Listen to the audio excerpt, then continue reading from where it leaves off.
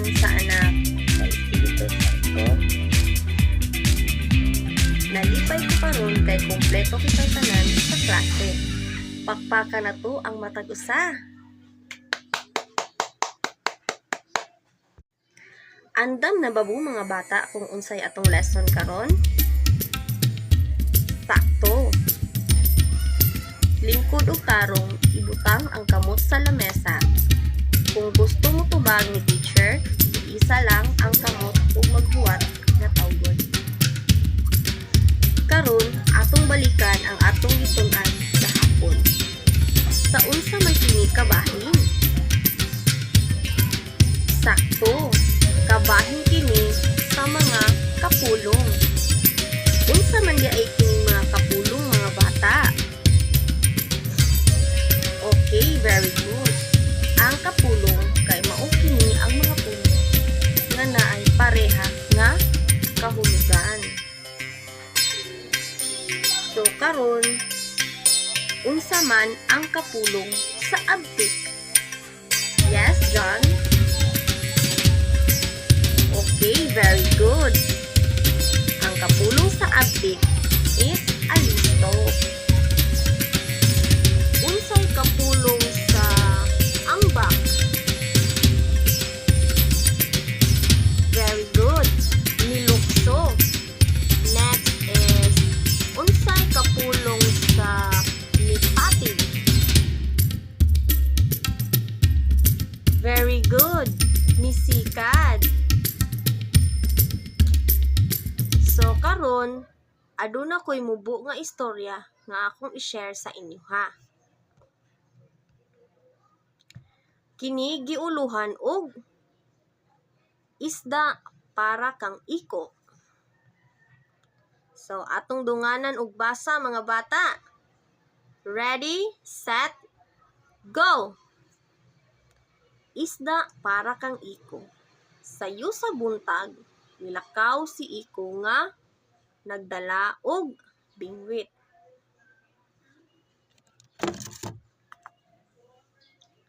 Namingwit siya og isda sa sapa.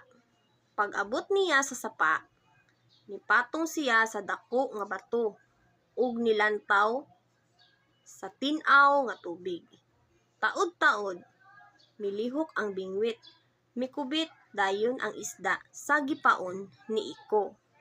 Gibira niya ug hinay-hinay ang bingwit. Hala, dako nga isda! Yippee! Naa nami isud-an unya. Matod ni iko. Malipayon kaayo nga mipauli si iko sa ilang balay.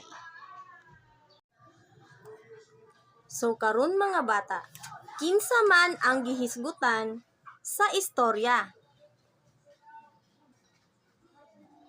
Sakto. Ang gihisgutan sa istorya kay si iko. Karon mga bata, unsa may nakatunan ninyo sa istorya?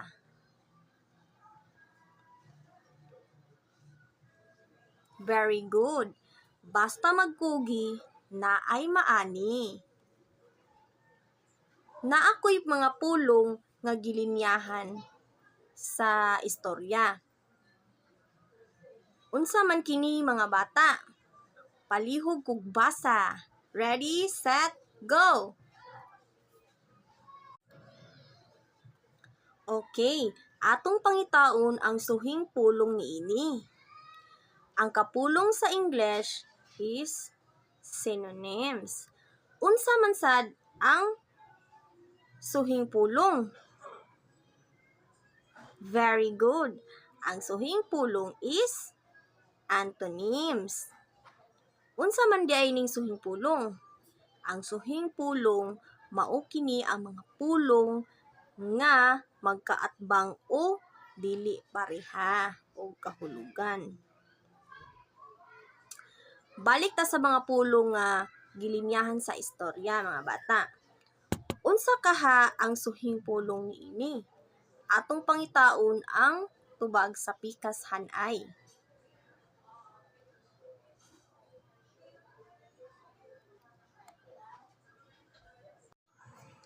Maayo mga bata. Atong Tagalog masipang pakpak ang matag usa. Karon, ato pang basahon ang ubang mga pananglitan. Tambok, niwang. Limpyo, hugaw. Init, bugnaw.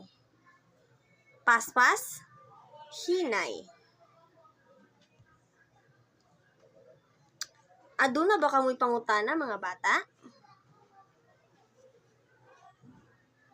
Okay. Unsa man ang atong gitun-an ganiha? Very good.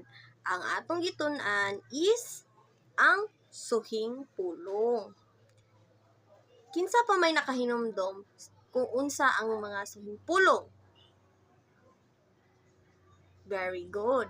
Ang mga suhing pulong mao kini ang mga pulong nga magkaadbang o dili pareha og kahulugan. Aduna ako'y giandam nga buluhaton. Ang inyong katapad mao ang inyong pares sa pagtubag. Okay? Nasabtan ra mga bata? Very good. Isuwat sa matag linya ang suhing pulong ug pilia ang sakto nga tubag gikan sa kahon.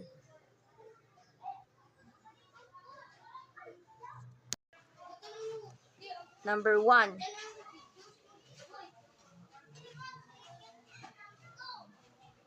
Number 1 is hinay ug paspas.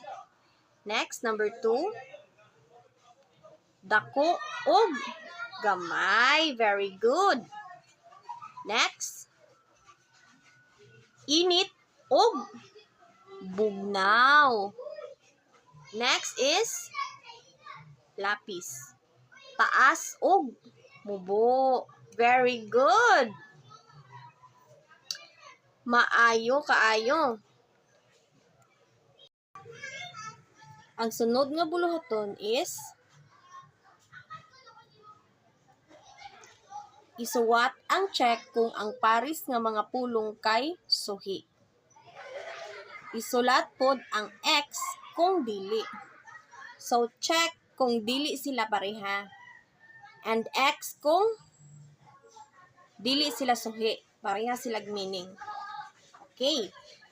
Number 1. Lukso, ambak. Number 2. Dako, gamay. Number 3. Taas, mubo. Number 4. Hinlo, limpyo. Number 5, banha, saba. Number 6, dato, pobre. Number 8, bugnaw, init. Number 9, layo, duol. Number 10, gubot, hapsay.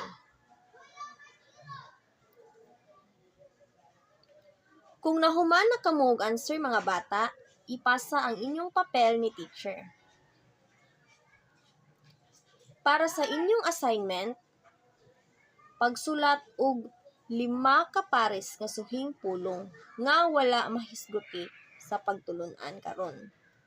Isuwat kini sa inyong MTB notebook. Maura kadto mga